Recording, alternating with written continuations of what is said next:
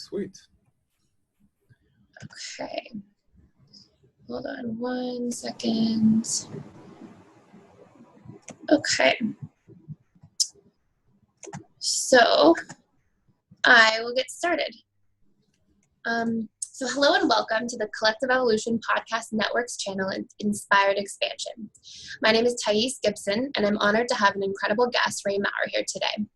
Ray is a spiritual mentor who travels and teaches internationally, hosting retreats and workshops. He is a breatharian who has been living the pranic lifestyle since 2012, and whose mission is to raise global consciousness through his teachings and his commitment to holding a high vibration. He hosts 10-day retreats to initiate others into breatharianism and has been featured on television, demonstrating his capacity to last a full 8 days without food and water. It is my pleasure to be connecting with Ray today and to be facilitating the sharing of his wisdom to expand consciousness. So I want to begin by discussing a little bit about Ray personally. And first and foremost, what sort of led you into breatharianism? How did this all start for you, and how did you become aware that this even existed? Well, my spiritual path started about 11 years ago. I'm a very IT kind of guy, very analytical, I was very left mind oriented, and a very special relationship opened me up to more emotions and more spirituality. So I was looking for more and more ways to expand my consciousness by unlimiting myself. When I understood that everything is a vibrational frequency in this world, and I understood that I'm limited by society's concepts and rules, I also noticed that the laws of science continuously change all the time. And when I heard about breatharianism and I met a person, I have to meet a person that actually lives that way. Suddenly I told myself, okay, if he can do it, then I can do it. And how much I'm going to learn while I'm going to do it. I'm going to expand myself so much, scientifically, spiritually, mentally, physically, because this is the type of thing that sounds so absurd to so many people. Even today, when you ask a doctor, not about even breatharianism, you're talking about fasting. If fasting is healthy or not healthy, half of the doctors will say it's healthy, and the other half will say, no, you have to eat like 5 small meals a day, and your stomach has to always have energy. And so it didn't make much sense to me, and I wanted to test it for myself. And I met an amazing mentor, I became a friend, obviously, and then I just told him one day, look, I have to do this myself. I have to try it on myself. And my life significantly changed in ways I didn't really think it's going to change, you know? It's a minimizing of the ego. It's a connection between the spiritual, the mental, and the physical. It's much more connected to your feminine side. It's so different than what you think, you know? You think it's just food. It's not just food. It's so many different things that you learn to manifest, to be healthy all the time, to sleep less. Beautiful. Yeah. Beautiful. So for those, for people who are seeing this or hearing this and are not familiar with what breatharianism even is, how would you describe this to these people? Okay, I will describe it somewhere between the 0 and the 100%, okay? In the first year of my experience in the pranic living or breatharian known today, you can say that it's minimizing your physical nourishment to a minimum of the minimum. Now, there's only 2 people in the world right now that are actually without food and water at all. Now, because we live in the Western world and we have a job and we have stress and we have relationships, we cannot get that far. So breatharians that I know, pranic living people, they find their own balance. Instead of eating and having 90% of your nourishment being physical and 10% being energetic. And energetic nourishment, I mean prana, I mean the type of energy you have when you're in love, the type of energy you have when you're excited about a project you're working, when you're living in the moment, when you're a medium, when you're meditating. That is the type of energy I'm talking about. So instead of 90-10, you reverse it, and now you have 80-90% energetic nourishment, and you can eat 10-20% if you like. You don't have to, but eventually most people, especially people that I teach, they have a certain amount of time that they go only on water, only on juice, and then they start balancing themselves out. I'm considered to be more extreme a little bit. I did a whole year on without any physical food, just with a little bit of fruit juice. And then I said to myself, okay, I have to stop this. I'm in the Western world. I'm supposed to be a teacher for mainstream and spirituality, sort of like a bridge between the different worlds. And I decided to go back to eating. But now I eat, 1 meal a week, 2 meals a week, something that most people, It'll be so weird for them to even think about it.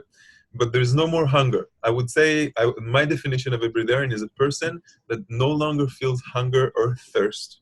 His body doesn't ask for it anymore because he knows that he can create his own energy. And therefore, Wow. when he chooses to eat mostly out of social reasons, out of pleasure, sometimes because he has a Polish mother that wants to see that he's eating and everything is okay. Wow. Okay. So you would say it's basically that the definition for you would be that there's no longer this craving or Yes. need for food. Not a physical bodily craving. It can be emotional eating, like most people eat, because usually when we go to the fridge, it's out of boredom. It's because something is missing in our heart. It's because we don't enjoy our job or don't enjoy our relationship. And we kind of want to fill up with something to be united again and go back into oneness. Absolutely. And I really want to get into a little bit of food addiction in a little bit. So how were you initiated? What was your initial experience? Well, back in the day, the pioneers did more difficult processes. So I went 21 days of silence and meditation and fasting, which the first 7 days were without food and water. It's sort of like you jump into the deep water immediately. Now, there's not a lot of guidelines in this old process. It's called the 21-day process. And this is why we created the guides. We came together, we just created the new type of processes that are group processes. And because when a group comes together, the intention and the energy of the group itself is elevating everyone. So even if you have 2 or 3 that are a little bit behind, a little bit more skeptical, a little bit, down on their breathing, the rest people's energy will actually help them transition in a beautiful and much easier way than what we initially thought. So I did 21 days. It was back, you remember 21 of December 2012, everybody thought the world is going to end. So I told my mentor then, I told him like 2 weeks before, I told him, okay, we're going to do this in January of 2013 because, maybe the world will end and I won't have to do it. So the potential cop out, but went through with it. Because everybody, you're afraid. It's a big change for you. It's a different way of life. It's just a different way of life. So we're afraid of any type of change, humanity. Absolutely. And what would you say is really most empowering about this process for people? What are the greatest benefits that the average person would receive? There are multiple. Are we talking just about the process or are we talking about the lifestyle? Because the lifestyle begins after the process. Yes. So the process first, and then we'll get into the lifestyle. First, it's the deepest kind of cleansing, physical cleansing and emotional cleansing that a person can have. This is because you have never actually stopped eating, and the body knows how to heal itself when it stops eating. It's normal. When you're sick, you probably notice that you don't want to eat anything because the body says, don't let me eat anything like in nature. All the animals, when they're sick, they stop eating, they're fasting to clean themselves. Your cats, our dogs, everyone. So one of those things is the deepest type of cleansing. And afterwards, the body remembers that it can be nourished from energy and it doesn't need that much food. So you don't have as many cravings, you don't have anything. The second thing is that during those 10 days that I teach, 4 of those days are dry fast days, meaning no food, no water. Absolutely. The water, as you know, has a memory. When we drink something, when we're children, we have a trauma, the water remembers and it stays in our body. Now, the body has 70% water. So obviously in 4 days, it cannot empty everything. It eats about 1 liter, 1.5 liter a day. So it actually takes the old water from your muscles, from your organs, and it pushes it out. It uses them. The body continues to clean itself biologically. You still pee every day, just a little bit. And then with that type of water coming out, a lot of traumas, a lot of old energies, a lot of karma is being cleansed. And you have to, as a guide, I made the process work in a way that during those days, we do the forgiveness, the gratitude, the energetic and the emotional workshops that we need to do in order to come out, we need to come out a butterfly because our perception needs to change about the way our illusion here works. And wow. That's the second thing. I think these are the 2 most important things. And what you get after is freedom. Just a lot of freedom. Wow. Yeah. Wow. So you complement, and I think this is probably a really important piece, is that you complement this entire process with a mental emotional healing process. It has to be that way. It has to be. And I have 2 more guides that are women because I'm so masculine and I'm so mental. So in the first 3 days, it's mostly about the workshop, about the vibration, the subconscious, your belief systems, I want to show them how their belief system changes just by like that. And afterwards, it's more the spiritual, emotional cleansing. And we're more calm, less in the mind, more in the spirit, more with ourselves. Understanding what truly makes us happy. A lot of people, they just don't know. It's not clear what their goals are, what makes them happy, because it's sort of like being in the routine of life. You wake up in the morning, you go to work, they come back in the evening, they watch some TV, they eat dinner, they do it unconsciously just in front of the TV, they wake up in the morning again, and then nobody stops. And in this type of process, you stop. First thing I do, I take their cell phone. 10 days without a cell phone. No Facebook, no email, no mom, no dad, no lover, no pet. And then you start thinking about yourself. What makes me Yes. happy without the obligations, without the work, without the commitments? Like, am I happy in my relationship? Am I happy in my job? Am I doing something that fulfills humanity? Am I helping elevate the frequency of the planet? And all these ideas come into their mind. And that makes a big change. That gives them additional freedom. I think that's fantastic. And, Yeah. and really getting people to start questioning things, questioning themselves, questioning their experiences, it sounds like, as well. Exactly. You question reality because you begin to understand, why have I been eating 90% if I now can I can drink 2 glasses of juice a day and I can live off that with no problem and I won't be tired for days and days and days over. That's why I did the television show. I volunteered to do the 8 days without food and water to show them that science is simply wrong, and it's a lot of the mental attitude. They even took my blood every day, and I didn't really appreciate people taking my blood. So let's talk about that for a second. I want to get into that as well. So what was the experience for people who might want to look this up and check this out and see for themselves, for people who might be skeptical about this process? Because after I watched your original interview with Teal, I actually went and looked because I was curious, and I watched this, and it was pre-recorded, and it really took away any sort of skepticism that might have been there. Yeah. So what was this process? Will you explain this to people for a moment? Sure. Well, I volunteered to go 8 days without food and water, in a house with all cameras everywhere. I wasn't allowed to go outside the limits of the house. I was limited. If I took a shower, it was up to here. And if I wanted to brush my teeth, I had like a glass with a mark on it, and I just drank it, I goggled it, I spit it out, I showed the camera again that the glass, everything was very, very scientific. And they took blood tests every day to see that my blood work doesn't actually change. I had 2 doctors following me all the time, talking with me, checking my urine, checking my blood, and they were just astonished. I didn't know it's going to be like that. I had my own fears of having stress because of the interviews and the blood tests, because they're not supposed to take so much blood when you're dry fasting. But I told them, look, I'm doing this in order for other people to see it, to open their consciousness. And I even got paid $100,000 to do that. Wow. There was a bet there with a third party. And I think the money was mostly for other people to really take this seriously, to understand that if somebody is willing to put so much money into that, then it's an actual authentic test study, Yeah. And afterwards, I'm not a person that watches too much TV. I'm more on the spiritual side of life, and I didn't want to have a television. I had no idea so many people watch TV. And after that, I became really known. Everybody was like stopping me in the street. You're the crazy guy that knows how to not eat and teach us. And everybody thinks it's a big green button that you can just press. And they don't understand that there's a transition that needs to occur in the mind and in the body. Yeah.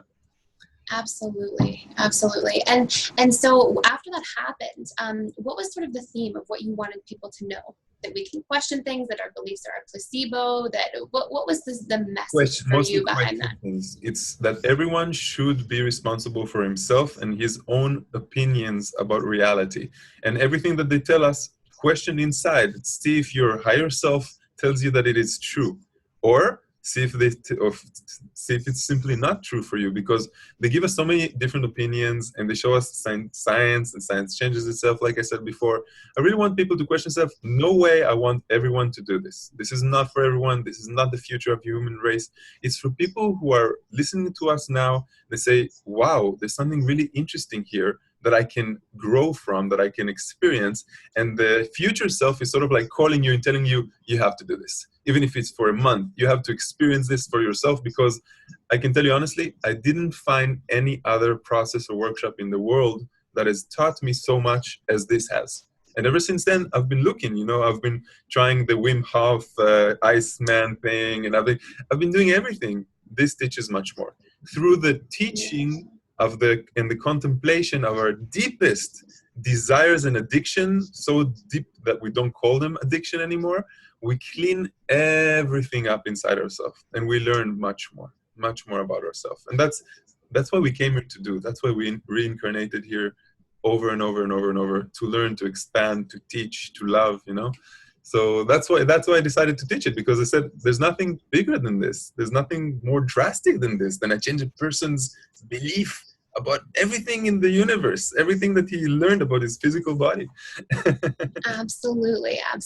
And it's sort of like, if you can question this, something that's just so natural and normal to us, or at least in Western society, it maybe really teaches you to start questioning everything else. Correct. In a sense. Yeah, the house of cards of your belief system starts collapsing. Yeah. You start asking yourself, do I need to sleep as much? Do I need to get sick? I don't get sick anymore. I haven't taken one sick day since 99. Since I was drafted to the Israeli military, because that's the day I got sick, because I couldn't take it that somebody's taking away my freedom. And they took it for many years because it's a mandatory thing here.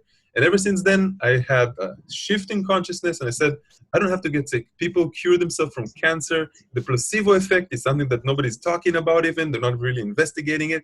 You don't have to get sick. So let's take it to the next level. You can live off energy. It's amazing.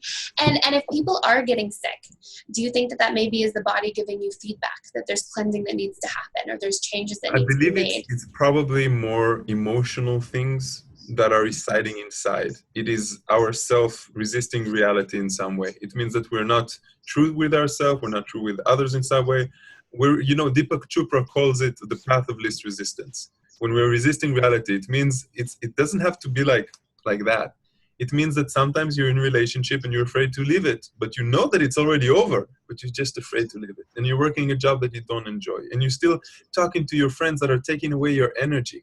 That is the path of resistance. And that creates a lot of disease. Wow.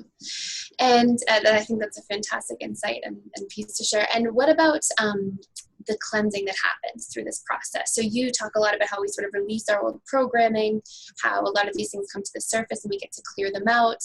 And as this is happening, how is this happening? What is the mind-body connection here that's facilitating this process? Well, physically, we all know cleansing, right? We know that when we drink just water or just juice, the body actually starts getting rid of things. It starts eating everything that it doesn't recognize. Now, something that science has proven is that our white blood cells, our immune system, actually the T cells, once you go dry fasting, the body starts eating the ones that are half alive. Every cell is like a human being. It has a birth, adulthood, death.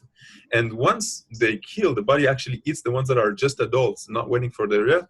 It creates new ones, spawns new set of T cells in order to boost the immune system.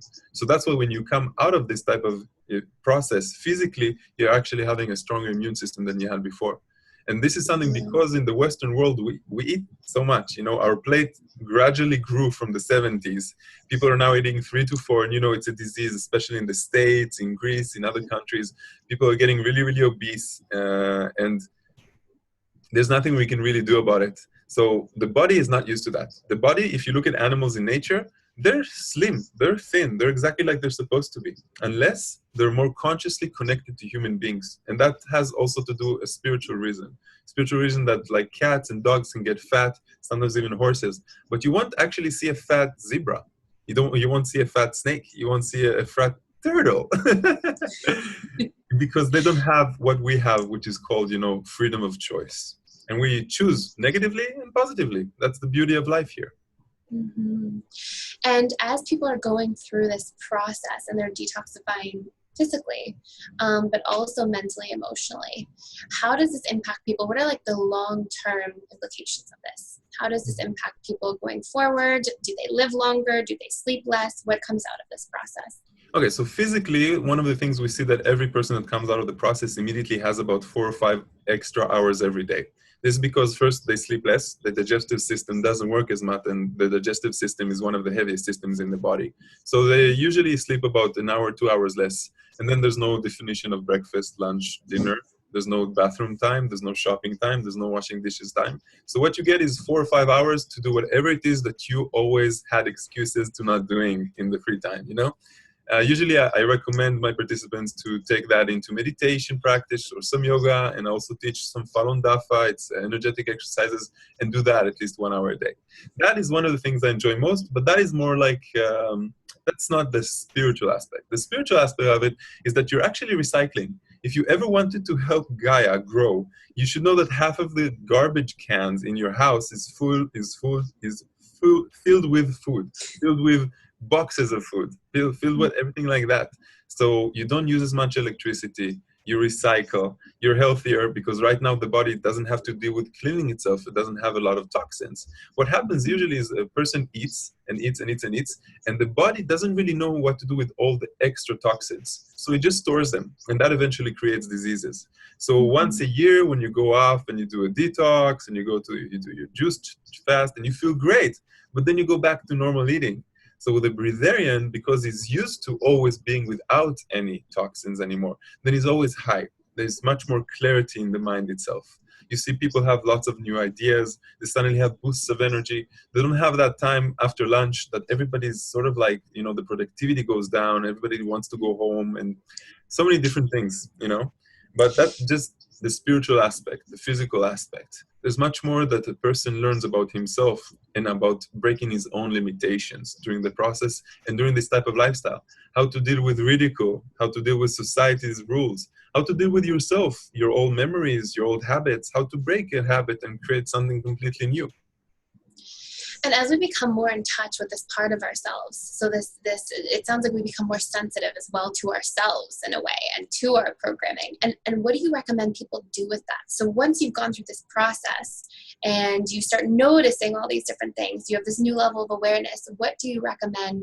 How do we navigate that from your perspective? I can tell you already that it's not easy. I say about 50% of the people that do that, they go back to eating within the first month. And I'm talking about normal eating. I'm not talking about the type of eating that I do is occasional. Yeah, because it's difficult, because you see your old habits and you're in a higher frequency, and everything can drop you down from that high frequency. If you feel bad, you suddenly feel hungry. If somebody's hungry next to you, or if somebody's making fun of you because in the first few months you're a little bit more skinny and you're a little bit more weak and you haven't completely transitioned because it takes time, suddenly your energy goes down. You begin to have more doubt and more fear. You forget what you've learned because there's so little people, there's not many people that are living the chronic living type of lifestyle. So you can't talk with me all the time. I have 300 students already, and I'm not the type of person that can keep touch with everyone. And you don't have the whole group with you, so you kind of like forget. It's like you did a Vipassana, and you kind of like forgot what you've learned. But 50%, they do go on, and 50% are much stronger than that. And that 50% learn a lot more about themselves eventually. I can already tell you that most of the time, the difficulty is social. It's not physical. You gain your strength again, and you learn the visualizations, and you learn the breathing techniques, and you learn everything that you need to learn there. You don't have to know anything when you get there.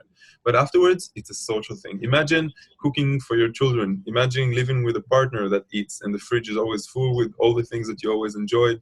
Imagine you had a bad day at work, and you're coming back, and you just want that little thing in front of the TV to make you feel good. So I ask you for a few months, a month and a half even, to break that every habit you have. And most people, it's hard for them. It's really hard for them. Wow.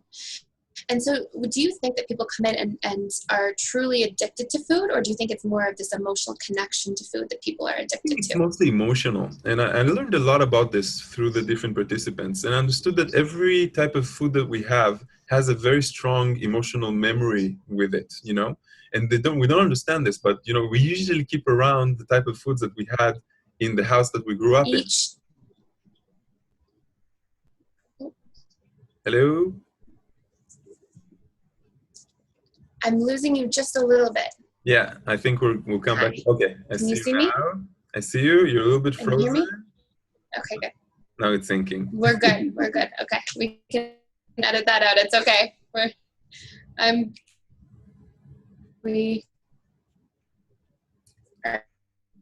Are we good now? I can. Can you hear me? I can hear you, but I still cannot see you. Okay, now I can see you. Yeah. I can. I think we're back. Okay. Yeah. I think we freeze at the same time. It's okay. We can edit all this stuff out. So we were saying, well, I'll re-ask the question, but I was asking where, is it more emotional connection to food that we're addicted to, or the actual food itself? And you said, which I think is really interesting, that each food we have a specific emotional association tied to. That's right.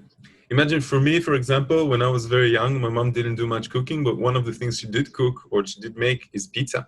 And my favorite food will be pizza. Everybody kind of like knows this because, I tell them the story about the year I had without food, and then I ate a whole pizza afterwards, a family size, in order to unbreak everything.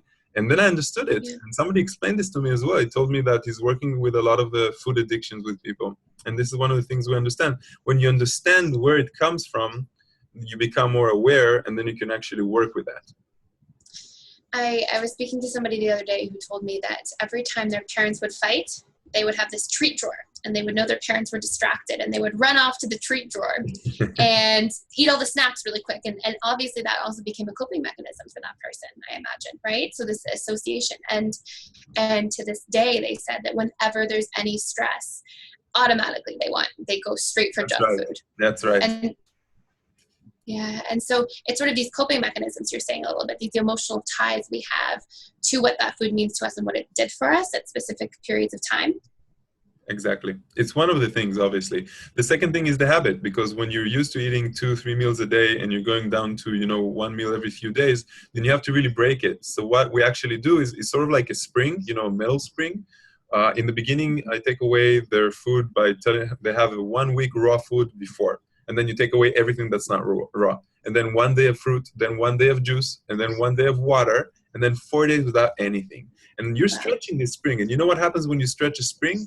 So when they go back to drinking, the spring doesn't go back to where it was before. The habit has been broken. Now they're just thinking about how amazing water is, because they haven't had water in 4 days. They take multiple showers, but they don't have water, and nobody's used to not having water so much time, So that breaks the habit.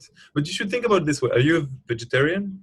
Yes, I am a vegetarian. When you transferred from being an all-eater to a vegetarian, suddenly when you went into a supermarket, you no longer saw meat, right? Yes. It's like you ignore it. It doesn't make sense to you because you put a rule inside your mind that from now on, meat is off the menu. Yes. And there's no doubt about it, is there? Yes, absolutely. So with the breatharian, especially in the beginning, you just take everything off the menu and all you have is juice. Juice, after a few weeks, you can have a shake because that's a little bit more fibery. And you don't see anything else. This is the rule. Wow. And it's much easier to set a rule when it's for your whole life. Today, it's harder because there's an end to that time. I tell them a month and a half. And after that, balance your own way. You're never going to go back to eating exactly like you did before because it won't make sense to the body anymore.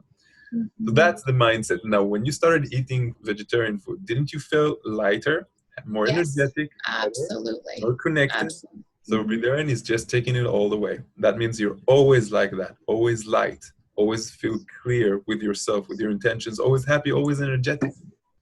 And I think a big thing that you touch on there is the clarity. Like there's just this, when you're not so tired all the time from food or bogged down by food, you feel so much more clear. So I can only imagine sort of the mental and emotional benefits and clarity that comes with just not eating food.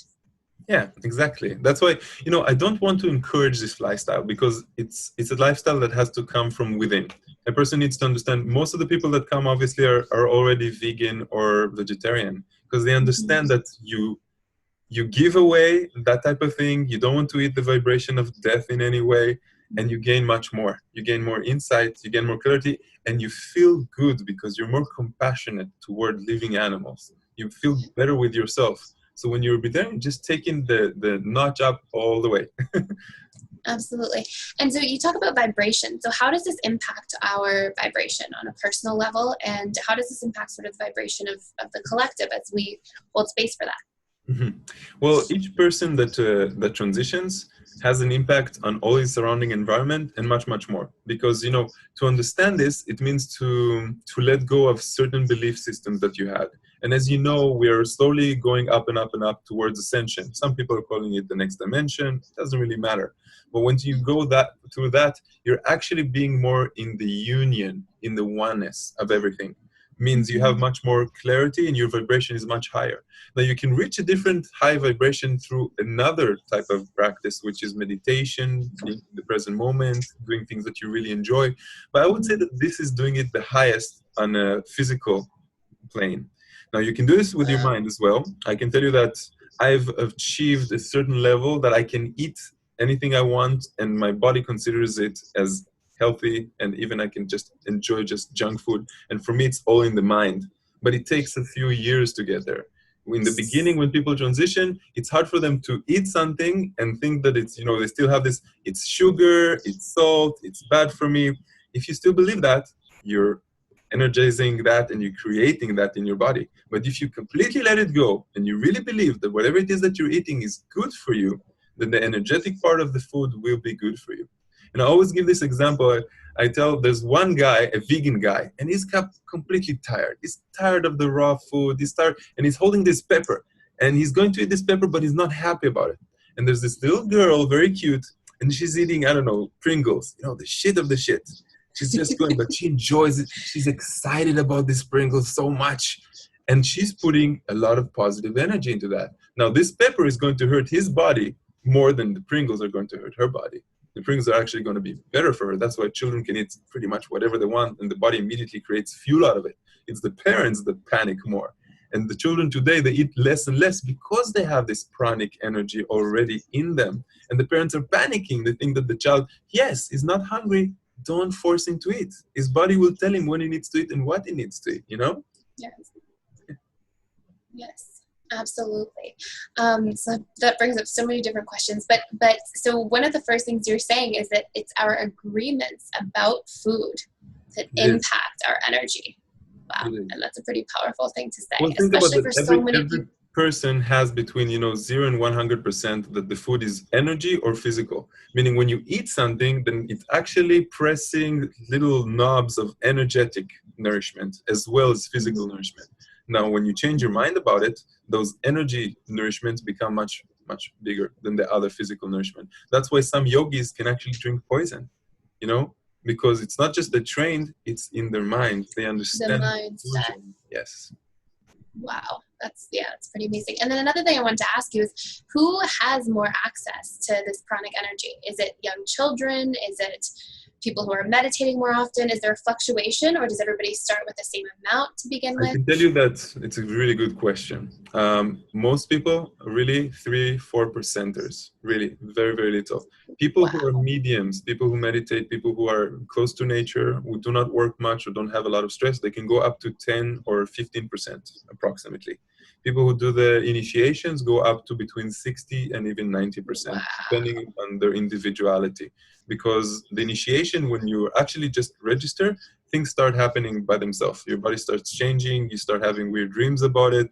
And most people, when they already come there, and I ask them in the first meeting, who's not been hungry, most people already raise their hand and say, something changed when I understood what I'm going to go through. Yeah. So it's a big difference. But I can tell you that if you spend more time in nature, if you spend more time being yourself and doing things that you enjoy, you have more pranic energy. You remember being in love? Absolutely. Or in flow. I noticed this so much. Exactly. Yeah. I want to talk about that with you for a second. I was listening to something about that from you. I think it was in a previous interview I watched, and I thought that was amazing, just how we're in flow. And I've personally realized that in my own life. I can see when I love what I'm doing, I can see sort of back-to-back clients for so long and realize, oh my goodness, it's been 9 hours. I totally forgot to eat. And I want to talk about how does flow actually impact our pranic energy intake? That is exactly it. You enjoy something and time just flows by. As you probably know, time is flexible according to our emotions. The more we enjoy something, or with a human being, the time will pass quickly. The more we suffer, the more it will feel like hell in eternity. The problem is that you reach 5 o'clock in the afternoon and then you tell yourself exactly what you just said. oh, I forgot to eat. And that is the memory, that is the belief that you have to eat and you actually forgot because there's specific times that your body supposedly asks for it. And then you tell yourself, I forgot, and then the brain sends a signal to the stomach telling, okay, make her feel hungry because she thought about food, you know? And then it's sort of like, yeah, it's a ripple effect. But it's exactly like what you said. If you would have continued and you would just say, okay, make a small experiment with yourself. And I can tell you, everyone who's listening right now, try to eat for a week just when you're hungry. Just when you are hungry, okay? And I'm not talking about the type of hunger that comes because you're close to the fridge and you're bored. I'm not talking about the ceremony that everybody does every hour that they go, they open the cupboard, they see that nothing is in here new, and then you close it again, and then you do the same thing an hour later, and oh, it's exactly the same, and nothing here is going to fulfill my emotional needs. I'm talking about just try for a week, eat when you're hungry, and see when the body actually is full quicker. Because eat and stop when you feel that it's enough. And you will see you're eating about half of what you used to eat. I'm not even talking about fat, losing fat, exercising. I'm talking about just food and our emotional addiction to food. And you will see you're just not eating as much. After talking with me, you will see you probably don't want to eat as much. That's awesome.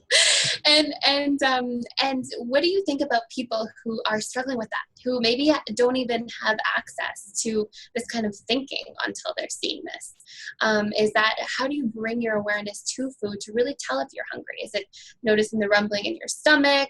How can people sort of navigate through this? It is. Well, I try to make a difference between I feel like having and I'm hungry. I'm hungry is in the stomach. It's a type of being a little bit, some people even getting lightheaded, cranky and nervous and low blood sugar and tired. That's, I'm hungry. And I feel like having is all the, you know, the sweets, the emotional mostly, the I'm bored and I'm not satisfied. When you distinguish those two, then it's easier for you to know that you're not actually hungry and you just feel like having.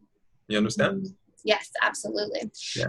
And for people who have specific agreements, so we talk a lot about the emotional programs and the mental programs and belief systems we carry subconsciously, but what about people who have programs in relation to food that already exist? How do these people start this process? Do they have to wipe out some of those programs first?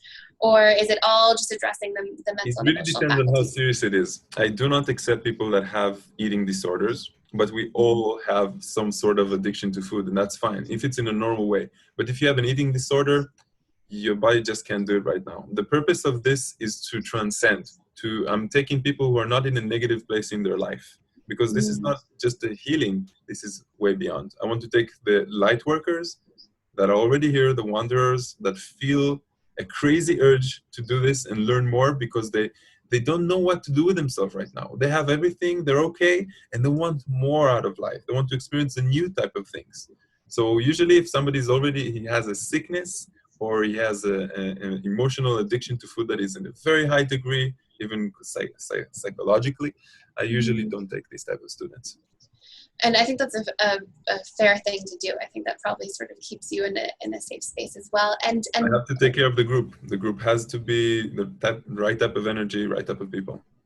Absolutely. And when you have these group processes, what are some of the, if you could list the top 2 amazing or incredible transformations or things that you've seen or healings that have taken place? Do you have any interesting stories to share from there? I have lots. Well, one of the things that the body does is it fixes itself. So we have a lot of healing stories. 3 people completely lost their glasses, just remove them in the last days. So why I can see amazingly, it's just 1 or 2 numbers, but still amazing. A lot of problems with knees and old back pain has been completely gone and disappeared. Some people's acne is being fixed during that time because there's no more toxins for the body to take out. That's just on the physical. Some people really mature quickly and emotionally and spiritually, meaning suddenly they forgive the person that has raped them. They forgive the father that has beat them up. And they go out into the world feeling finally that they're not walking around with rocks on their shoulders, and they understand the process of forgiveness and gratitude and why they mature to a phase that they take complete responsibility for attracting all the circumstances of their life in order for them to learn, because they understand that we have predetermined all of these things. They understand that this is what we should have done, but it's hard to forgive and it's hard to be grateful for everything. So they get to that point, and some of them decide to change their names, like the Indian tradition that feels Wow. so new that you say, okay, Ray, choose a new name for me. And I'm like, dude, I'm not a shaman. I'm not a guru. I'm just a person that knows how to collect the right information and really explain it in the right way. I know how the mind works because I'm a computer programmer, and I see how our emotions, spiritual, our understanding of life, how everything fits together. That's why I tell people, don't do anything before the process. Let me. The workshops will explain to you everything that you need to understand. I've learned NLP. I've learned subconscious programming. I understand how it works better. So don't deal with that. Let me do it for you. Yeah, absolutely. And it's interesting because we talk a lot about how you can use the mind to sort of heal the body, but we don't talk about, okay, what can we do with the body to sort of help heal our mind and our programming? And I think that's a really fantastic thing, Yeah. and a path to take.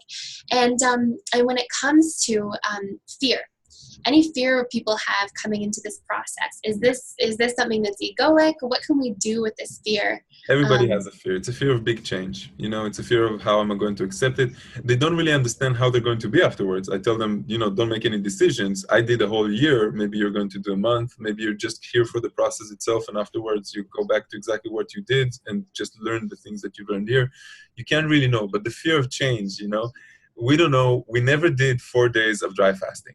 Now, obviously, I did 8 days on TV. I did 10 days. I always do dry fasting occasionally. But for a person that does it for the first time, it's really scary.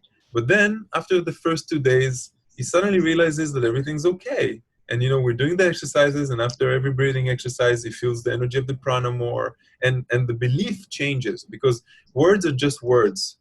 Yes. Actions are the things that really teach us. And when we go into this, we're actually acting. That's what manifests the reality, the action. Absolutely. Yeah. Wow.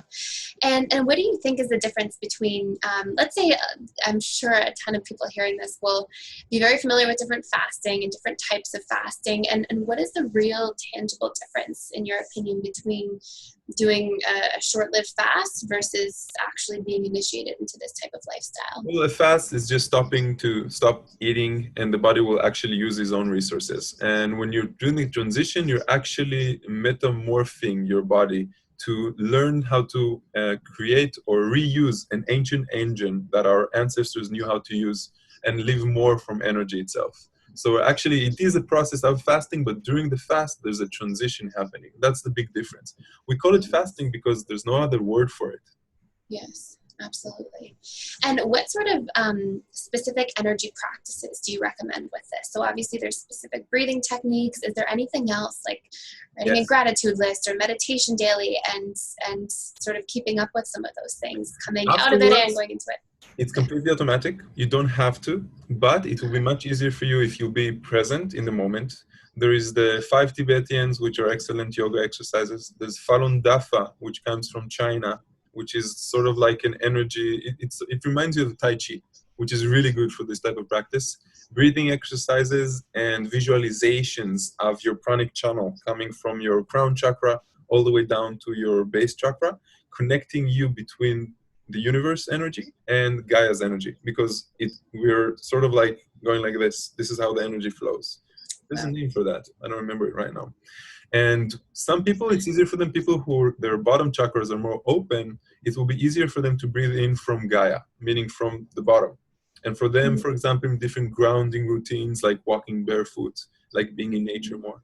For others, like me, more mental, or their higher chakras are open, it's easier for them to visualize it coming from above, the energy itself. So for some people, it can feel like love and caressing, just enjoying it. For others, it can be just like bright white light. There's some good meditations I did on my YouTube channel or in my website that people can experience it by themselves if they want. Wow, that's fantastic. That's fantastic. And one question I really wanted to ask as well is, can you exercise? So can you be living this lifestyle, and can you still move? Can you still exercise? There you go. I'm not as big as I used to be, but I exercise at least a few times a week. And I've learned also from Bashar how to breathe in energy into my muscles while I'm exercising. So I don't have to exercise as much as I used to. And I just keep fit. And what about people? And because, you know, you get these questions, especially having discussed this with many other people recently.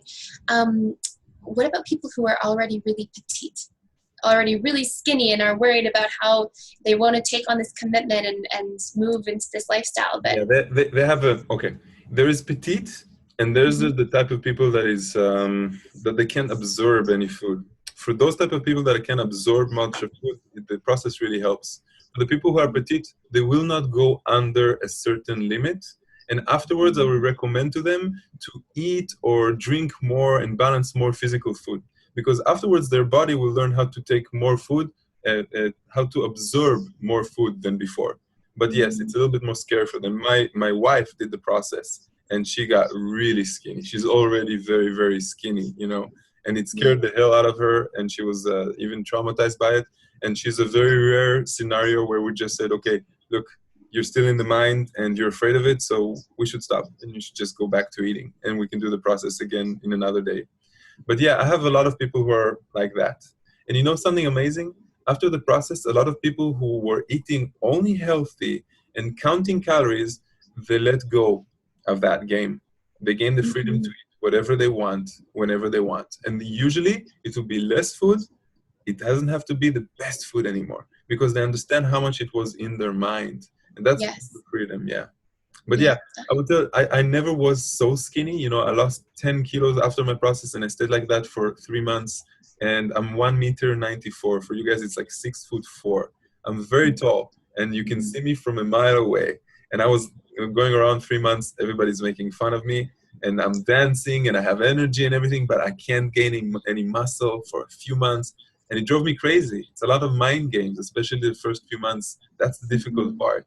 And afterwards, Mhm. when I accepted it, that I look like a skinny Indian and it's okay, I have a big smile, then I started gaining weight. And I went back to what we call the ideal weight. And for me, I'm stuck there for about 4 years. Wow. Yeah. And And obviously the process also makes you look much younger than you are, you know. I'm 37 in a bit, and most people think I'm around 29, 30, and I see this also with other participants all the time. it almost reverses the aging process, or just Yeah, keeps it you from slows it aging in a down sense. significantly. So think about yourself like a car, your physical body. The more you Mhm. drive it, the more you need to use filters, the more you need to fill it up, the more you need to fix it, and the less you drive it, the actual more time you can use it. Beautiful, beautiful. And so, what role does all of this play in manifestation? Wow.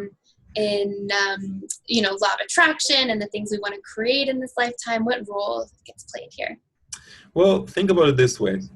The law of attraction works when you understand and you play around with it, right? It's not just a hypothetical thing. When you do this transition, you begin understanding how much your mind and your belief have influence over your body and over your surrounding environment. So you raise your frequency, you understand that synchronicity, you understand how to connect with your higher self, you understand the letting go part and trusting spirit much, much more.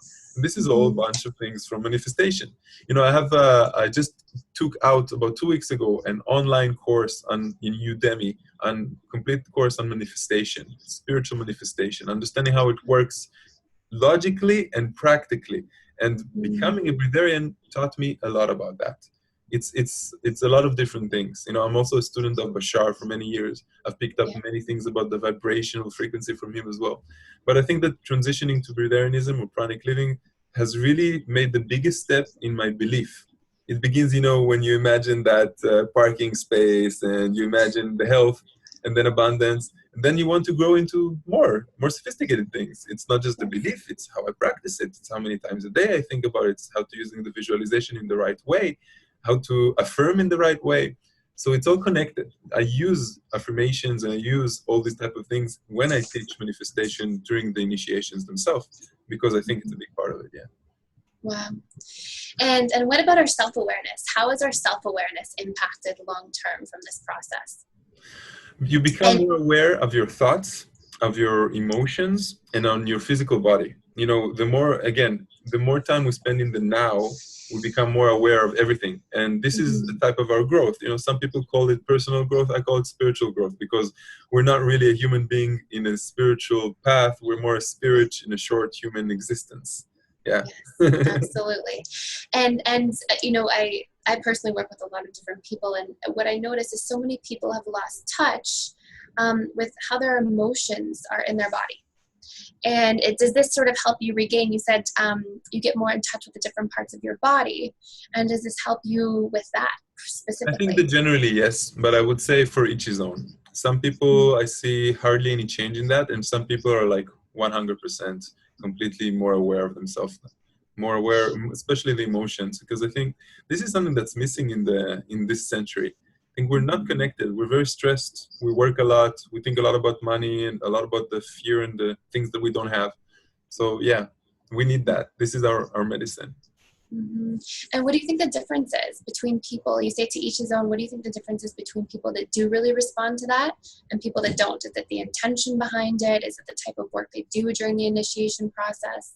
I think there's multiple variables. I think that one of the things is how they already came. If they came already prepared, already more humble in doing this, understanding that they're doing it not only for themselves, but for humanity itself. I think that how in shape they were before, how they were aware of themselves before. There's so many different variables you can't really say, but you can really feel it on a person. You can see that some people are in a higher state. I think it's more about acceptance of reality as it is and understanding that we cannot change anything but our own perception and ourselves. And some people you can say that they have much more work that needs to be done. And usually they will be a little bit more disconnected, or it's just not their year. It's not that time. Maybe in a few years they'll get there, maybe they won't. We can't really judge them, you know? Yeah, absolutely.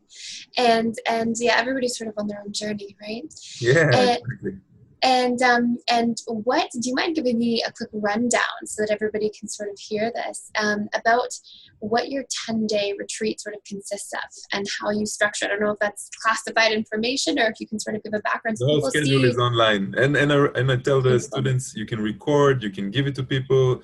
I don't care. Wow. Doesn't matter for me. I'm not trying to hide anything. I have also a normal job. I enjoy both of the worlds all the time.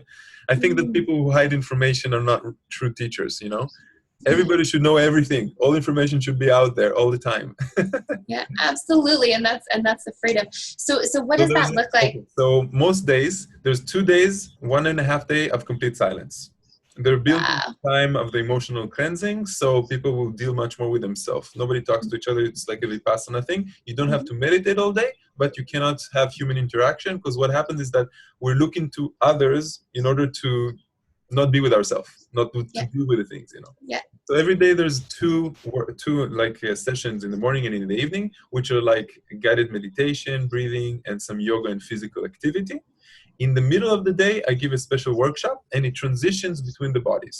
In the beginning, it's mental workshops, mostly on the thinking path and ways, which I'm really good at. Afterwards, it becomes the spiritual, emotional parts. That I Mm. have a basic introduction to channeling workshop. I have two manifestation workshops, and in the last 2 days, we focus on the integration, how we explain this to people, the different tips and tricks. We do type of exercises that really make us understand how people perceive it in order for us to maximize how we exit the process itself. Because I'm telling you already, a lot of my participants, they have difficulties exiting the process because they meet these wanderers, these light workers. There's 40 people that are doing the workshop together. It's amazing energy of transformation. And then you go back home and you have your trouble and you have your work and you have your relationship, and then you suddenly kind of like forget. So my purpose as a guide is to try to make you transition in the best possible way, to give you some support afterwards, to have, I'm trying to do 2 events a year of reunions of people coming together, making a reset, a few days of fast together to get back to the pranic energy much quicker. But yeah, there's a lot of different content. Plus, we only do 6 or 7 hours of content a day, and the rest between is free time for everyone. And sometimes I put a movie in the evening, an inspiring movie, but I really want the people to have time to be Connect. by themselves, to connect with themselves, not to always, there's a lot to learn, there's a lot to learn. Yes, but there's much more unlearning to be done than there is learning. Much more with all of us. And you learn how to unlearn. You learn how to unwind society's rules and standards, your parents' rules and standards, your countries, your sex, the TV. You learn to really connect with yourself. And I think that's the most important thing. That's amazing. That's amazing. And do you feel that even after, I know you said since 2012 you've been a breatharian and initiated into this lifestyle, is this an ongoing process for you of unlearning?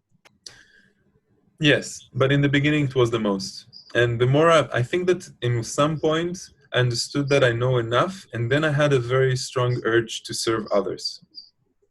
I think that this happens with Yes. all mentors, guides, masters on the planet. I think eventually you come to a state that, you know something, I'm really good. In Hebrew, it's called sababa. I feel sababa all the time. So now it's time for me to help other cells feel sababa as well.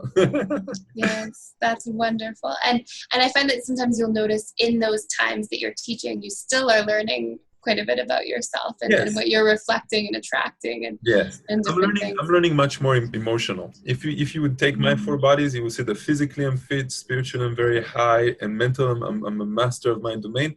I learn much more about human emotions, about accepting the fears, the sadness, about showing that you're grateful, showing that you're pissed off if you're pissed off. You know, not pushing them down, not ignoring them like a lot of men do. Yeah, absolutely.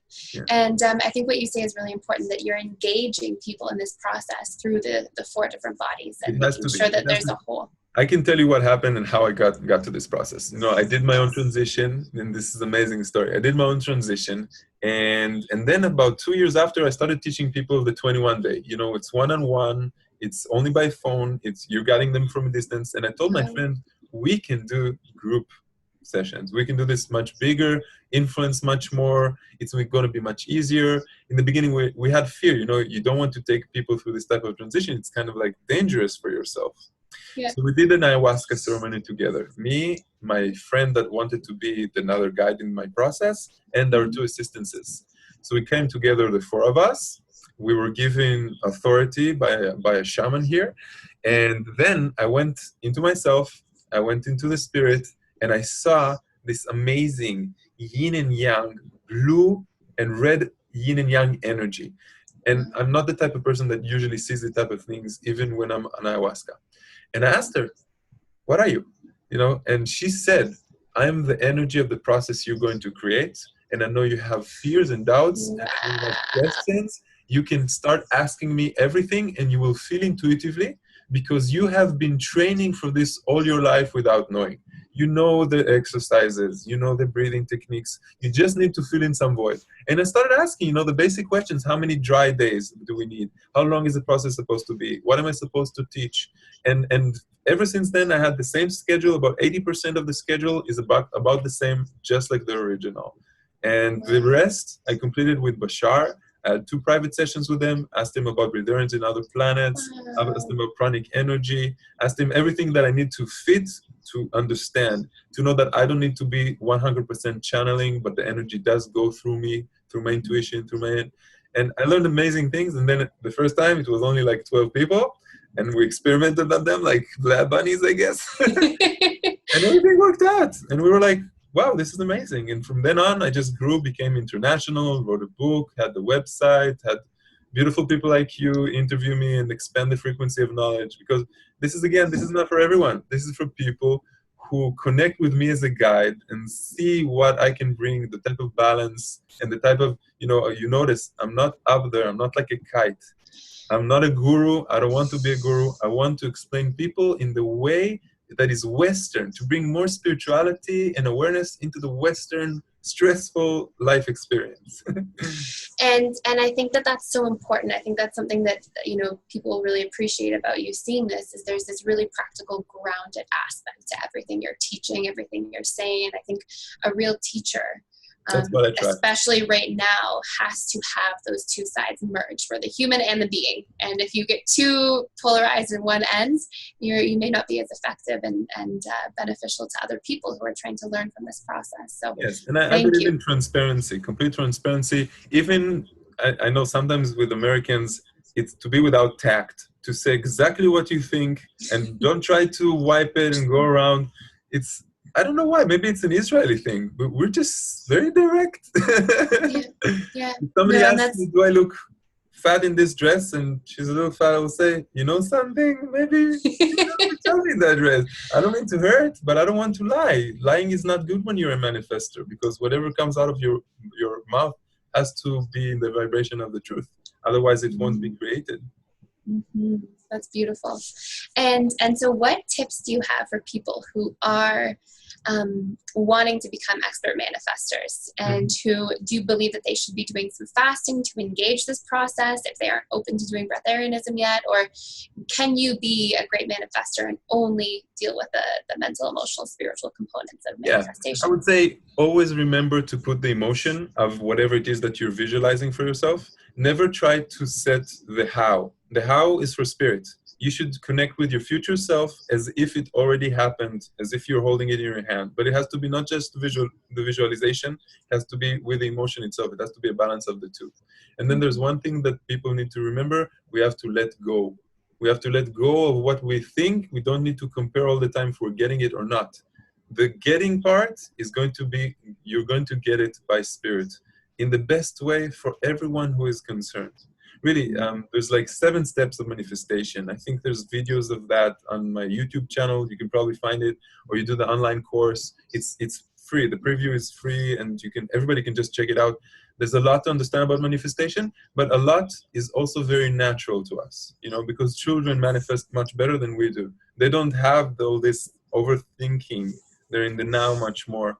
The more you let go of who you think you are, you will become more of who you truly are. And that's the beauty of it, because who you truly are will just navigate in the path of least resistance through life, meeting the right people in the right time, Beautiful. Beautiful. So I want to ask a couple more questions before we get into the end of this here. Do you think that this helps you to release some of the ego? Or do you think it's really important? I think this is an important distinction to make. Do you think this is important for us to accept and appreciate the ego and how it serves, and sort of work within balancing everything in this dynamic? I think it's 100% helps you. You can call it release the ego. I would say become the observer, that the ego is just one part and there's another completely different part. Because the ego wants to fuck, and you want to make love. You want affection and love. And the ego wants to have more money, but you just want to have a healthier lifestyle. It's just abundant and do whatever it is that you want to do. So when you distinguish yourself and you understand that this is my ego, and sometimes I say yes to my ego, sometimes I say no. But I accept him as he is. And I tell myself, okay, it's a part of me. I'm not trying to minimize him. I'm not trying to completely push it away, but I'm becoming much more aware of it. And this, that happens. You become more aware of what is your true desire. Because when you understand that the ego is never satisfied, you give him something, a week after, he wants something completely different, right? It's like a relationship. In the beginning, you're in love, everything is beautiful. After a few months, you get used to it, and you kind of like want something else. Maybe you forget to appreciate what you already have. And that's the ego, that's the mind. And most of the time, we're in the mind. And to release the ego, as you say, you have to just become more conscious of it. And then understand this decision has been brought to me by my ego. For example, I had this thing with a friend of mine that we just had a very serious argument. He did some really nasty things.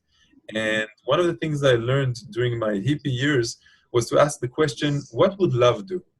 I was very revengeful. I thought, I have to tell him like that, and I have to make him feel like he made me feel. And then the question, what would love do? And you hear this like angel on your right shoulder saying, love would forgive.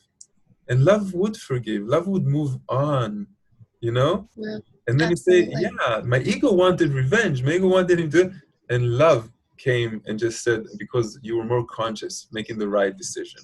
And ask yourself that. It's a beautiful question. Every time you get mad or every time you get stressed, what would love do? And tell yourself, something? Who cares? I've been through worse. Everything is gone in the end. It's just a matter of time. Everything's going to be, time will do its thing. Absolutely. And a lot of the time, I think we're attracting these experiences for some kind of lesson or some suppressed part to come forward, or for us to see something about ourselves as well. So yes, that's beautiful. The more you accept that you are the creator of your own reality, then you will learn from anything that you define currently as negative in your life, and you will understand that if you really don't need these experiences anymore, you won't have them.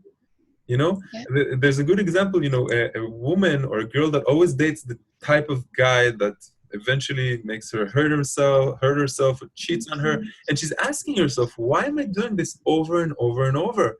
Because there's something that you're not learning.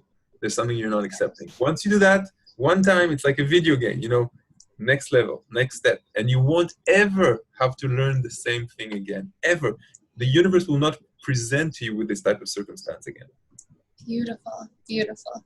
And do you find that when people are in this process that they attract some scary things at first as things are coming up, as all these programs are coming up, or is it more just being able to sit in these Actually, things? no. It's the beautiful thing, I think, it's that when we put any person in an environment that is non-judgmental and supportive of these type of amazing people, then it's not a lot of negativity that he has to deal with. And if it is, it's very, very little, because nobody gives their energy to the negative and nobody judges them. You understand? Yes. So everything gets cleaned up much, much easier.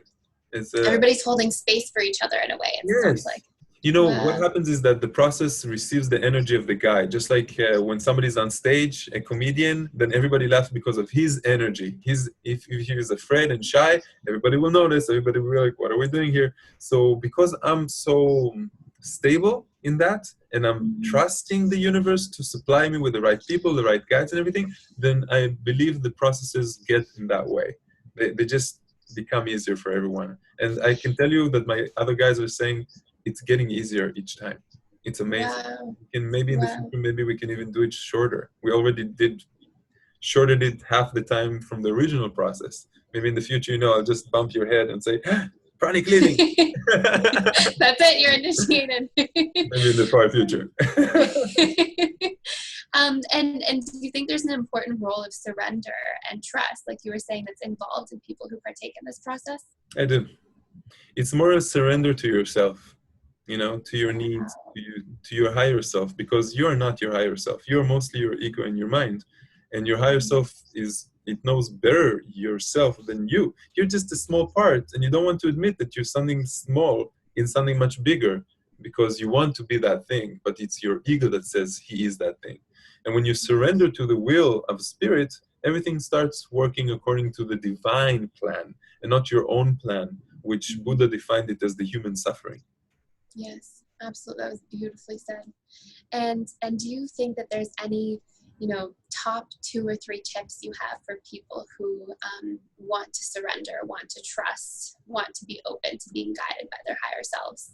Sure. Oh, yeah. Be more aware of what in your life you're resisting to. Life has categories, friendships, relationships, family, work, finances. Just look, make that pie, that chart, see how you're feeling between 1 and 10 in every category. And if you're feeling very, very low, try to see what you're not surrendering to. Most times, that you're not doing the job that you enjoy. You're doing it because you're afraid of not having abundance. And you probably have a friend that started working in something he enjoys more, is working less time, and is making more money. And he was also afraid, just like everybody is. But once you do that, with every category, you will see the things that you need to fix. Certain relationships, maybe with your parents, that you need to fix. Say sorry to people that you think don't deserve to be sorry for. Do a lot of these little things, and eventually when the big things in your life will disappear, then you'll have just medium things, then you'll have just small things, and then you'll be sababa. That's beautiful. That's beautiful. But we have to constantly work. It's work. We come here to work. We didn't come for a holiday. It can be fun work. You don't have to define it as work, but you have to work on yourself if you want to achieve higher states of being. Yeah. And I think that saves time. Sometimes people will say things like, it takes so much time to always be working on yourself. I think people aren't aware of how much time they actually save by being proactive instead of reactive to things like this. Yeah, because when you fix something in there, that thing will be fixed as well. And you think that you need to fix that. No, you need to love yourself more, accept yourself as you are. Work on the things that you're strong in. Don't try to be something that you're not, In the old ways of business, they used to take the managers and they used to teach them the things that they're really bad at.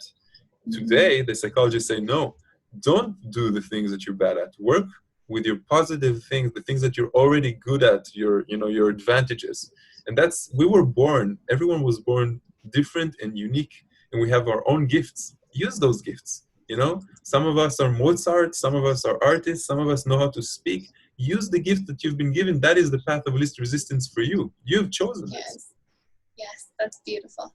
And do you think breatharianism really helps you to sort of get back in touch with these gifts and to notice them and to be aware of them?